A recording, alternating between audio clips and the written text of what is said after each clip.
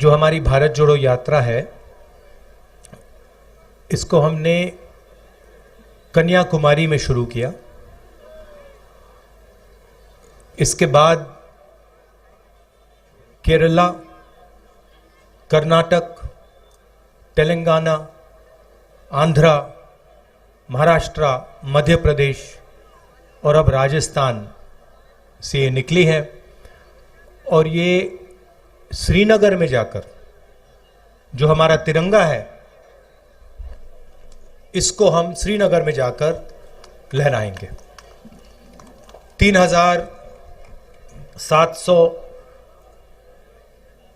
3,800 kilometre की बीच की दूरी है। शुरू किया था तो हम सबको लगा था कि ये काफी मुश्किल सफर होगा, आसान नहीं होगा। 3,700 किलोमीटर चलना आसान नहीं होता है। पहले धूप थी, बारिश हुई, आंधी आई, अब थोड़ी ठंड हो रही है। मगर अजीब बात यह है कि ये सफर मुश्किल नहीं है, काफी आसान है। आप हमारे यात्रियों से पूछिए, जो भी इस यात्रा में चल रहा है, 25-26 किलोमीटर हम चलते हैं, 7-8 घंटे चलते हैं, मगर थकान किसी को नहीं होती। और शुरुआत से मैं सोच रहा हूं ये इसका कारण क्या है। आमतौर से 5-10 किलोमीटर चलते हैं, थकान हो जाती है, मगर इसमें हम 25-26 चल रहे हैं और थकान नहीं हो रही है। इसका कारण है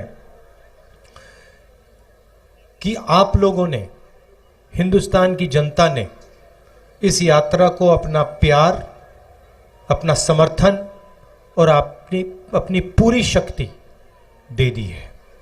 और आपने हमारी मदद की है, हमारा काम आसान बनाया है। तो इसके लिए भी मैं आप सबको दिल से धन्यवाद करना चाहता हूं। यात्रा का लक्ष्य मैं आपको बताना चाहता हूं। हिंदुस्तान एक लोकतांत्रिक देश है। इसमें अलग अलग संस्थाएं लोकतंत्र की रक्षा करती हैं। इसमें हमारे विधानसभाएं हैं, लोकसभा, राज्यसभा, जुडिशरी, जैसे भी गहलोत जी ने कहा, मीडिया जो चौथा स्तंभ माना जाता है, इन सब का काम लोकतंत्र की रक्षा करने का होता है। मगर आज के हिंदुस्तान में बीजेपी ने, आरएसएस ने इन सब को दबा दिया है और इन सब के अंदर अपने लोगों को इन्होंने बैठा दिया है।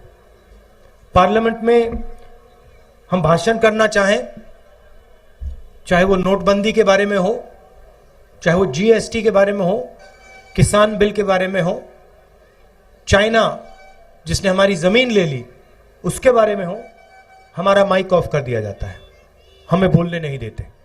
हम चिल्लाते रहते पार्लियामेंट हाउस में, वीडियो कैमरा हमारी ओर आता ही नहीं है। स्पीकर राजस्थान के हैं, लोकसभा टीवी को उनका चेहरा बहुत अच्छा लगता है, 24 घंटा उनका चेहरा दिखाते रहते हैं।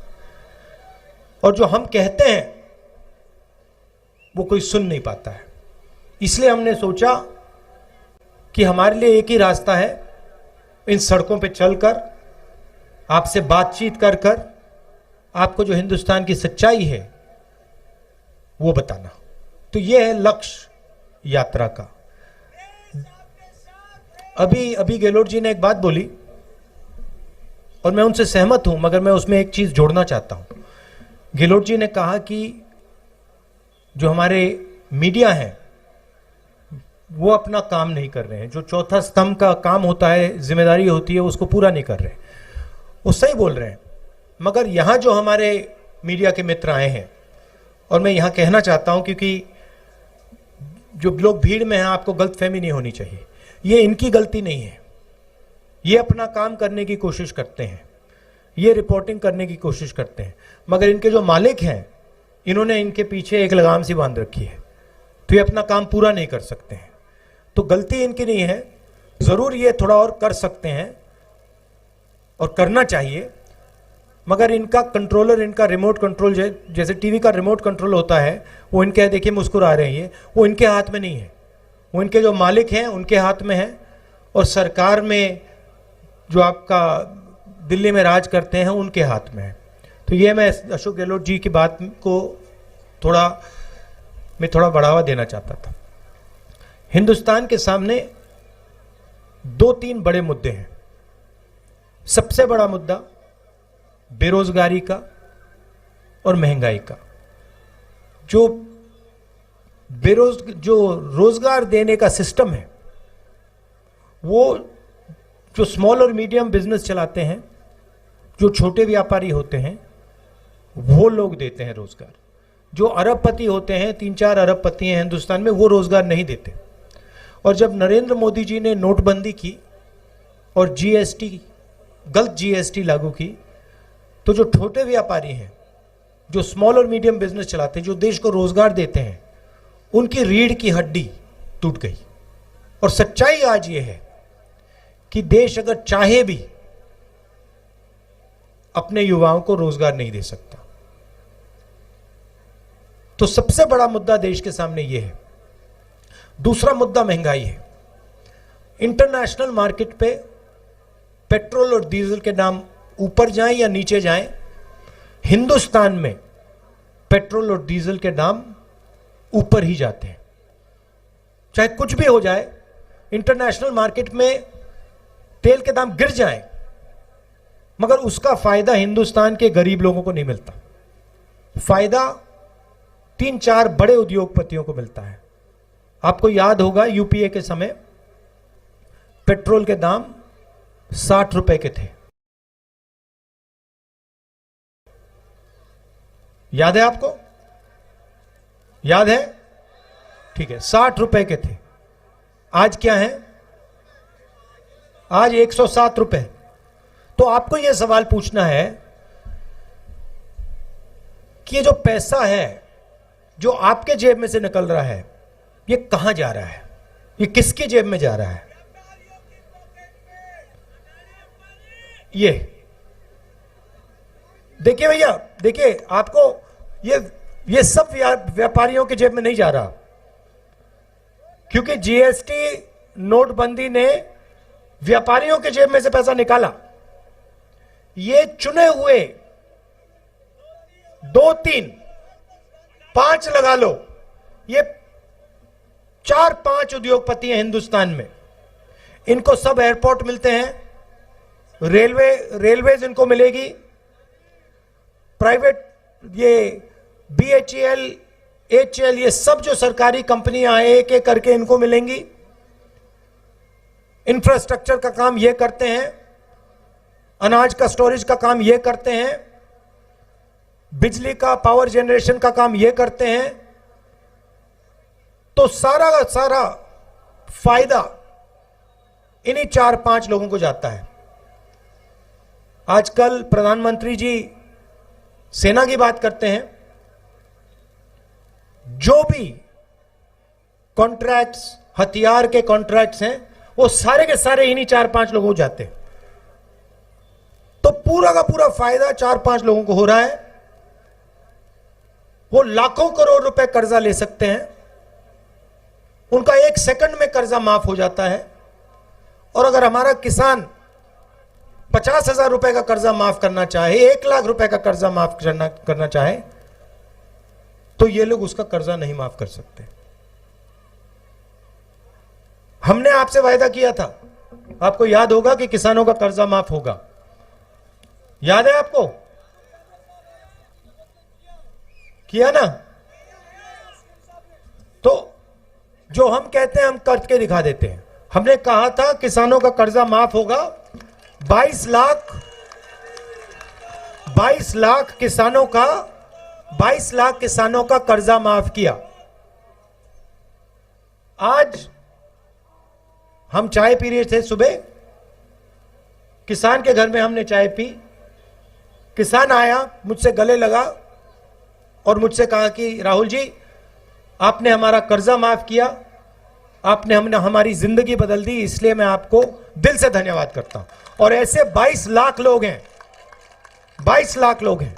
8 लाख किसान हैं राजस्थान में जिनको बिजली का बिल देना नहीं पड़ता, 1 रुपया नहीं देना पड़ता।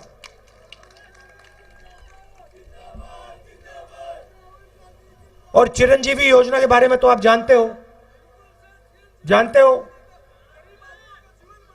28 लाख बेनिफिशियरीज को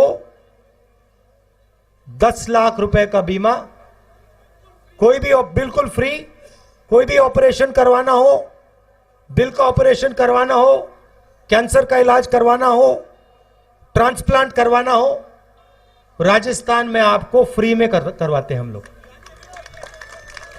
और पहले गांव में मनरेगा होती थी, राजस्थान पहला स्टेट है जहां पे अब शहरों में हम मनरेगा जैसी योजना लाए।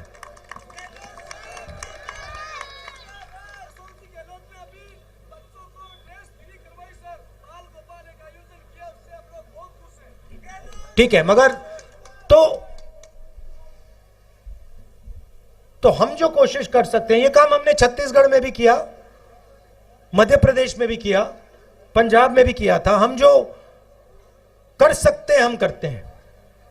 मगर दुख की बात है कि जो दिल्ली की सरकार है वो गरीबों पर, छोटे व्यापारियों पर, किसानों पर, मजदूरों पर 24 घंटा आक्रमण करती है। मैं आपको एक और उदाहरण देता हूं, आपके स्टेट का उदाहरण देता हूं। यहां पे आपका सिंचाई का प्रोजेक्ट था, 13 डिस्ट्रिक्ट्स में पानी देने का,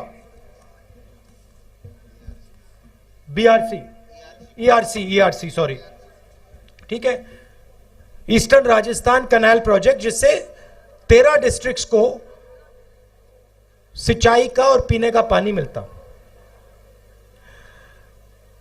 स्टेट की सरकार ने 9,500 करोड़ रुपए इस प्रोजेक्ट के लिए अलग रखे। अब प्रधानमंत्री ने वायदा किया था कि इसी प्रोजेक्ट को वो नेशनल प्रोजेक्ट बनाएंगे। कितनी बार किया था वायदा? 2 बार। अपने भाषणों में हिंदुस्तान के प्रधानमंत्री ने राजस्थान के 13 डिस्ट्रिक्ट्स को वायदा किया था कि ये जो सिंचाई का प्रोजेक्ट है इसको हम नेशनल प्रोजेक्ट बनाएंगे और जल्दी से जल्दी इसको हम पूरा करेंगे। उन्होंने उसको कैंसिल कर दिया और अब जब राजस्थान की सरकार अपने पैसे से प्रोजेक्ट को बनाना चाह रही है तो हमारी सरकार को प्रोजेक्ट बनाने से रोक रहे हैं। तो यह है हालत। और नफरत और हिंसा के बारे में तो आप हर रोज देखते हो। देश को बांटने का काम करते हैं, भाई को भाई से लड़ाने का काम करते हैं, नफरत फैलाते हैं। तो ये 3 लक्ष्य हैं यात्रा के: नफरत और हिंसा के खिलाफ खड़ा होना, बेरोजगारी, महंगाई के खिलाफ खड़ा होना, और जो हमारे गरीब लोग हैं, किसान हैं, मजदूर हैं, छोटे दुकानदार हैं, बेरोजगार युवा हैं, उनकी बात सुनना और समझना। देखिए, अभी मैंने 10 मिनट भाषण दिया है। गहलोत जी ने 5-7 मिनट बोला, सचिन ने 5-7 मिनट बोला।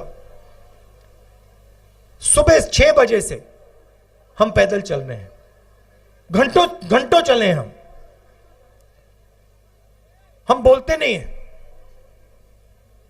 हम आपकी बात सुनते हैं। हमारे पास जो भी आना चाहता है आ जाता है, चाहे वो किसान हो, युवा हो, माताएं बहनें, मनरेगा के मजदूर, छोटे दुकानदार, जो भी इन सड़कों पे हमसे बात करना चाहते हैं आ सकते हैं, आ जाते हैं। देखिए, ये लड़की हाथ उठा रही है, इससे जाके अभी हम बात करेंगे। जो भी बात करना चाहता है आता है, हम प्यार से उनकी बात सुनते हैं, 7-8 घंटे सुनते हैं और फिर अंत में अपनी बात 15 मिनट के लिए रखते हैं। आपने इतना समर्थन दिया, इतना प्यार दिया,